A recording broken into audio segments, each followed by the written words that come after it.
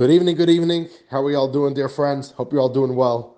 Let us do today's Daily Mitzvah, the ninth segment of learning the book of mitzvahs, the Sefer HaMitzvahs of the Rambam. We have 4 mitzvahs for today. Let us begin. The first mitzvah is the mitzvah to love converts. As the Torah says, V'ahavtem es hager, and you shall love the convert. But it's interesting. We just learned yesterday that there's already a mitzvah, you shall love every single Jew. If there's a mitzvah to love every single Jew, then why is there a separate mitzvah for the converts? Are converts not considered Jews? Are they not part of that mitzvah? That they would need their own separate mitzvah? Says the Rambam, no. They are already included in yesterday's mitzvah. When the Torah says, and you shall love every single Jew, it includes a convert because any proper righteous convert is fully a Jew in every single regard. So therefore, what's the reason why the Torah gave us a separate mitzvah? Is to overemphasize the need to show love specifically to the convert. Why is this? Because the convert has made a very difficult decision. They've left behind their previous life, their family, their relationships, their styles, their beliefs, and they've made a very difficult journey to take on a new belief and to connect to Hashem, to connect to Yiddishkeit. And because of that, they're more vulnerable, they're more sensitive. We need to show extra care, extra sensitivity, and extra love to the converts. And that's why the Torah gave us an additional mitzvah. So when you love a regular Jew, you're doing one mitzvah. But when you love a convert, you're actually doing 2 mitzvahs simultaneously. The mitzvah to love every Jew and the mitzvah to love the convert. And this is the same idea, we're going to see it later. There's also, the Rambam says, there's also 2 mitzvahs. There's one mitzvah that you're not allowed to cause pain, and you're not allowed to cause anguish, and you're not allowed to cause distress to any Jew. And then there's another mitzvah, the exact same mitzvah, don't cause pain to the convert. Same rationale. Hashem is giving us an additional mitzvah for the convert because we need to be extra sensitive to them. Okay, second mitzvah for today is the mitzvah that a Jew is not allowed to hate another Jew. As the pasuk says, as the Torah says, Lo yisisno es achicha bilvavecha, and you shall not hate your brother in your heart. And the Rambam says this mitzvah, the criteria of this mitzvah, is specifically when you are holding this grudge in your heart. You're not speaking about it, you're not acting upon it, but you're harboring that hate in your heart.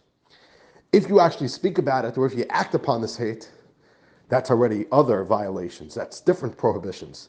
This mitzvah, this prohibition, is specifically the idea of holding it in your heart, keeping that skeleton in that closet, and for whatever time it is. And the Rambam says this form of hate, of keeping something in your heart, is the most severe form of hate. The Rambam doesn't say why, but my theory is it's the most toxic. When somebody's just simply walking around with hate and old baggage and grudges against other people in their heart, that's very toxic, because you're never allowing it to heal, you're never letting it air out. So that's just my theory. I'd love to hear what you have to say. Why is holding hate in your heart the most severe form of hate? Okay, but in any case, moving on to the third mitzvah for today. This is a very interesting mitzvah. A Jew is not allowed to be indifferent to another Jew. The whole idea that it's a free country and everybody can do whatever they want and it's none of my business is maybe a nice American value. The Rambam says that is not the way of our Torah. That is totally antithetical to the Torah, to Yiddishkeit. The way of Yiddishkeit is that one Jew cannot stand by silently, cannot turn away, cannot turn a blind eye when another Jew is slipping, when another Jew is sinning, when another Jew is losing his connection, his grip with Yiddishkeit. How does it work?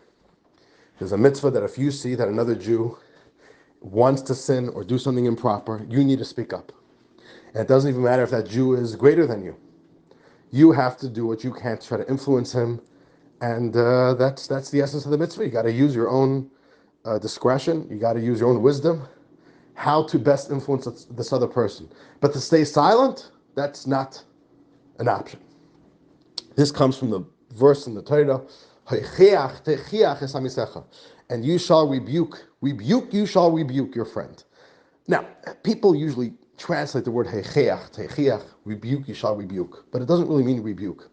And the Rambam says very, very clearly, you would think that the way to rebuke, the Torah says you have to rebuke another Jew, fire and brimstone, go and give him a tear down, a dress down, and harass him and shame him and scream at him, religious zealousness and indignation. No, the Rambam says that's not the way. Don't embarrass him. And in fact, the English word rebuke is probably the wrong translation. It's much more gentle, it's much more sensitive, it's much more real. The Rambam says you have to be effective. You have to try to influence him, but don't embarrass him. And that is, in fact, the exact words that the Torah says right afterwards. The complete verse says, rebuke, you shall rebuke your friend, or reprove. I think reprove is a softer word. Reprove, you shall reprove your friend. But then the next clause of the verse is, V'loi sisa alav chet, and you shall not carry a sin because of him. Which means, says the Rambam, this is a very slippery slope. It's a very sensitive mitzvah, because sometimes when you're trying to rebuke another Jew to stop him from doing a sin, you actually end up sinning. What do? The sin that you create is that you embarrass him. And it's a sin to embarrass another Jew, to shame another Jew. So the Rambam says the way of doing this mitzvah is not by shaming the other Jew. It's the opposite. Do it with a lot of sensitivity, speak to him in private, tell him that you really care about him and that you're a friend and that you want to support him.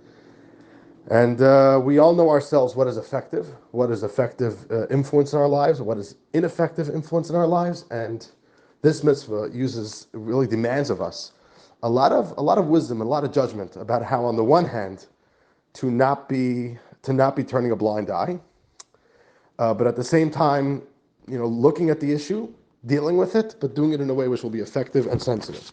And that leads us, dear friends, to our final mitzvah for today, which is a direct continuation from this mitzvah.